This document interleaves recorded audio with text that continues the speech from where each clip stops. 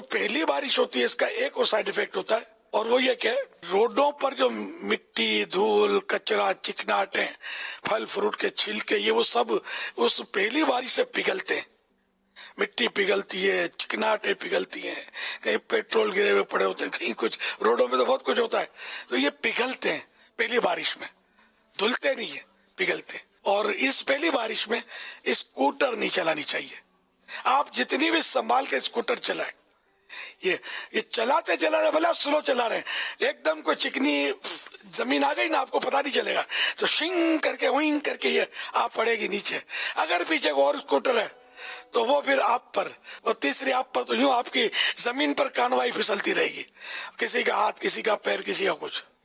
یہ آپ نے مناظر ہو سکتا ہے دیکھے ہوں، بلکہ کئی تجربہ کار بھی مسکرا رہے ہوں گے کہ بات تو میری کر رہا ہے، میں نے چلائی تھی. تو یہ پہلی بارش میں جہاں تک ممکن ہو، وہ ممکن بنانا چاہیے، بس میں چلے جانا چاہیے. بس نہیں پھسلتی پہلی بارش میں، یہ اسکوٹر پھسلتی ہیں، سائیکلیں بھی پھسل سکتی ہیں، دو پہیے والی جو گاڑی ہے نا وہ پھسل سکتی ہے. یہ اپنی جانوں کو خطرے میں نہ ڈالیں. ہاں، اس کے بعد جب وہ پہلی بارش ہو گئے، آپ کے روڈ دھلا گئے، پھر دوسرا پرابلم کریٹ ہوتا ہے. اب کھابوچیے بھرے ہوتے ہیں، ہم کھابوچیا بولتے ہیں، گڑھے پانی کے چھوٹے چھوٹے گڑھے بھرے ہوتے ہیں. اب گہرائی پتہ نہیں چلتی، تو پہیا گیا پھچ کر کے اطراف میں یہ جو لٹاتے نا پانی، میلا میلا، کالا کالا، سمجھے، اس سے جو لوگوں کا، جو بیچاروں کو پریشانی ہوتی ہوگی اور لڑائی بھی ہو جاتی ہوگی. تو یہ بھی احتیاط کرنی ہے کہ پھر یہ کہ چلانے میں یہ جہاں جہاں پانی بھرا ہوا وہاں احتیاط کرنی ہے.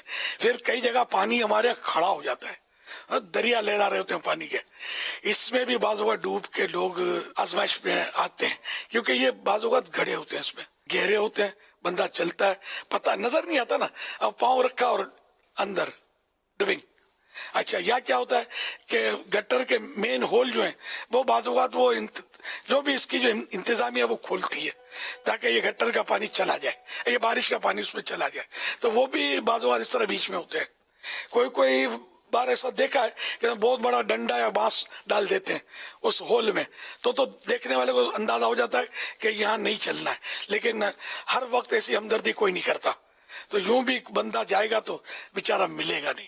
تو اس طرح کے جو بڑے پانی کھڑے ہوتے ہیں، اس میں بچے کھیل رہے ہوتے ہیں، ان کو روکیں آپ. بعض اوقات الیکٹریکل وائر یہ بھی بارش سے، طوفانی ہواؤں سے ٹوٹ کر پانی میں آ جاتے ہیں، اور پانی جو ہے نا یہ کرنٹ کو پکڑتا ہے، اور لکڑی بھی اگر پانی میں بھیگ گئی تو وہ بھی پکڑ لے گی، سمجھے.